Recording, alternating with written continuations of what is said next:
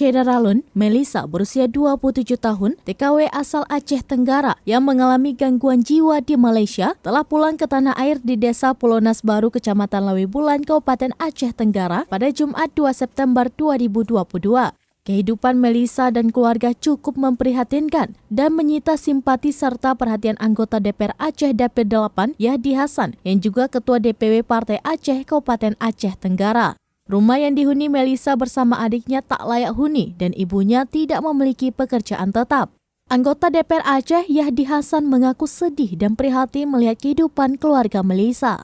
Pihaknya telah berkoordinasi dengan Kementerian Sosial dan pemerintah Aceh agar memperhatikan ekonomi Melissa karena ibunya tidak bekerja dan harus merawat Melissa yang seperti anak bayi karena mengalami gangguan kejiwaan. Bukan hanya itu, pihaknya juga membantu pemulangan TKW asal Aceh Tenggara itu dari Malaysia, akan tetapi memfasilitasi dan membantu pengobatan Malaysia sebagaimana perintah Muzakir Manaf alias Mu'alim Ketua DPP Partai Aceh. Yahdi meminta pemerintah Aceh melalui Dinsos memberikan perhatian serius untuk keluarga Melissa dan meminta agar dibangunkan rumah permanen yang dialokasi dari APBAP atau APBA 2023 mendatang.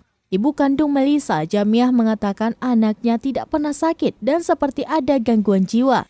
Dia sudah pergi ke Malaysia 5 tahun lebih dan sempat 2 kali kirimkan uang belanja kepadanya sebesar 3 juta rupiah per bulannya. Kemudian tidak ada kabar lagi, lalu mendapatkan informasi ada kabar dari media sosial jika anaknya di Malaysia mengalami gangguan jiwa. Dari Aceh Tenggara, Asnawi Lui, Serambi On TV.